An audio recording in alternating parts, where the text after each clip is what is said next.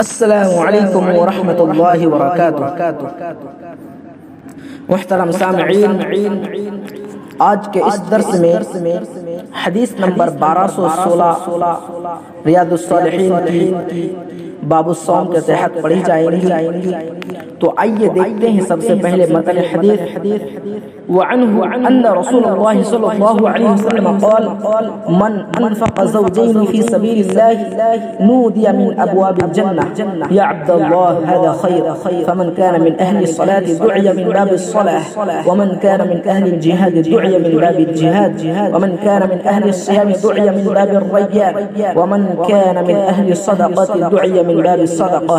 قال ابو بكر رضي الله عنه بأبي انت وامي يا رسول الله ما على من دعي من تلك الأبواب من ضرورة فهل يدعى أحد من تلك الأبواب كلها؟ قال نعم وأرجو أن تكون منهم، متفق عليه۔ ترجمہ حدیث، حضرت ابو ہریرہ رضی اللہ تعالی عنہ سے روایت ہے کہ رسول اللہ صلی اللہ علیہ وسلم نے فرمایا، جو شخص اللہ کی راہ میں کسی چیز کا جوڑا خرچ کرے گا تو اسے جنت کے دروازوں سے پکارا جائے گا کہ اے اللہ کے بندے یہ دروازہ بہتر ہے، لہذا جو شخص اہل نماز میں سے ہوگا اسے باب الصلاۃ سے پکارا جائے گا، اور جو شخص اہل جہاد میں سے ہوگا اسے باب الجہاد سے آواز دی جائے گی، اور جو روزہ دار ہوگا اسے باب الریان سے پکارا جائے گا، اور جو شخص صدقہ کرنے والا ہوگا اسے باب الصدقہ سے آواز دی جائے گی۔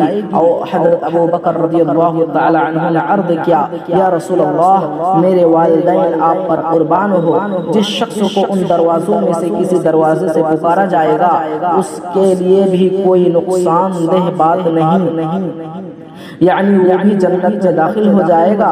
کیا بھلا کسی شخص کو ان تمام دروازوں سے پکارا جائے گا؟ آپ نے فرمایا ہاں، اور مجھے امید ہے کہ تم انہی میں سے ہوں گے۔ آئیے دیکھتے ہیں فائدہ حدیث۔ جنت کے کئی 8 دروازے ہیں جن پر فرشتے کھڑے ہوں گے۔ نمبر 2، اسلام میں کسی چیز کا جوڑا خرچ کرنے کی فضیلت ہے۔ نمبر 3، جنت کے دروازے اعمال کی مناسبت سے موسوم و منصوب ہے۔ نمبر 4، ہر شخص کو اس کے عمل کی مناسبت سے جنت کے دروازے سے پکارا جائے گا۔ نمبر 5، بعض لوگ ایسے بھی ہوں گے جنہیں جنت کے تمام دروازوں سے بلایا جائے گا۔ نمبر 6، حضرت ابوبکر رضی اللہ تعالی عنہ کی فضیلت کا بیان کہ انہیں بھی جنت کے تمام دروازوں سے پکارا جائے گا۔ تو محترم سامعین و ناظرین، ہم نے اس حدیث سے بہت سی باتیں سیکھی، ان میں سے ایک بات یہ ہے کہ ہم جو بھی کام کریں گے اسی حساب سے جنت میں دروازے بنے ہیں، ہمیں اسے وہاں سے پکارا جائے گا۔ اگر ہم نمازی ہیں تو جنت میں ایک دروازہ ہے جو باب الصلاۃ میں سے ہے، تو یعنی نماز کا دروازہ، اس دروازے سے نمازی داخل ہوگا جنت کے اندر، اور جو روزہ دار ہوگا وہ جنت کے اندر باب الریان سے ایک باب ہے، ایک دروازہ ہے، اس دروازے سے داخل ہوگا، اور جو زکوٰۃ والا ہوگا، صدقہ والا ہوگا، اسی طرح وہ اسی دروازے سے داخل ہوگا۔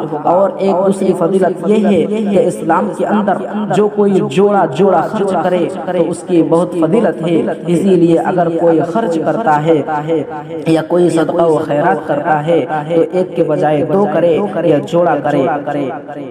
تو ناظرین، ہم نے بہت سی باتیں سیکھی، الحمدللہ۔ آج کا درس ہمارا یہیں سے ختم ہوتا ہے۔